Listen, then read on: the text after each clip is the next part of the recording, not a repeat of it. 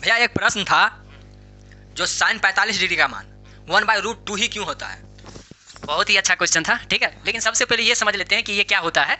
ये मतलब त्रिभुज के कोण और भुजाओं का एक संबंध है, ठीक है। अब जो तुम्हारा क्वेश्चन ये रहा कि साइन 45 डिग्री का मान 1/√2 ही क्यों होता है, ठीक है। गणितज्ञ लोग एक समकोण त्रिभुज बनाता है, ठीक है। ये रहा समकोण त्रिभुज, ठीक है। इसमें एक कोण 90 डिग्री हो गया और एक 45 डिग्री रखा ताकि साइन 45 डिग्री का मान निकल सके, ठीक है। तो ये 45 हो गया तो ये भी क्या होगा 45 डिग्री हो गया।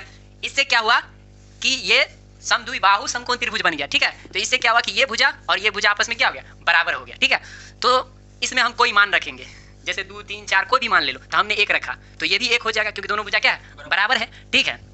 तो हमें दोनों भुजा समकोण त्रिभुज में पता हो गया है, तो तेसर भुजा आराम से निकाल सकते हैं, ऐसा बाबा पाइथागोरस ने कहा था, ठीक है। इसने प्रूफ भी किया और एक फार्मूला भी दिया, उस फार्मूला से हम तेसर भुजा आराम से निकाल सकते हैं। आओ देखो, तो h बराबर यानी हाइपोटेनस बराबर हो गया √p² प्लस b², ठीक है।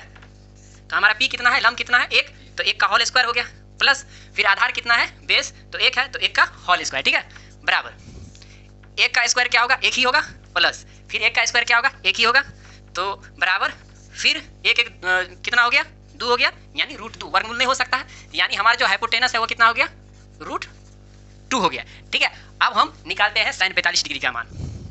साइन 45 डिग्री का मान क्या हो गया, बराबर, तो साइन थीटा का जो बेस वाला फार्मूला होता है वो क्या होता है, b/h, परपेंडिकुलर बट्टा हाइपोटेनस, ठीक है। तो p कितना है, 1 और h कितना है, √2, इसलिए, ठीक है।